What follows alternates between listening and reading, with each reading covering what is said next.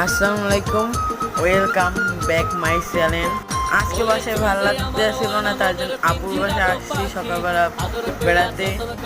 তারপর ভালো লাগতেছিল না, তারপর আপুকে বললাম চলো আপু একটু ঘুরতে যাই। তারপর আপুর সাথে ঘুরতে আসলাম। আইসা তারপর আমরা ঘুরতে গেছিলাম, সেখানে দেখলাম এক ফুচকার দোকান। দেখে আমার আর তর হলো না, তার জন্য আপুকে বললাম আপু চল এখানে ফুচকা খাইতে যাই।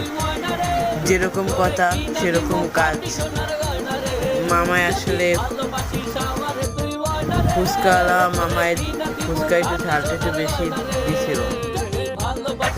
মামায় ফুচকার ঝালটা একটু বেশি দিছিল, তার জন্য আমি একটু ঝাল বেশি আলাদাই খাইছি। আর আমার বাঘনি ওর আবার খালি ফুচকা দিচ্ছে। আর আমার আপু আবার অতটা ঝাল পছন্দ করে না, তার জন্য তারটা অল্প হালকা পাতলা ঝাল দিয়া নিছি।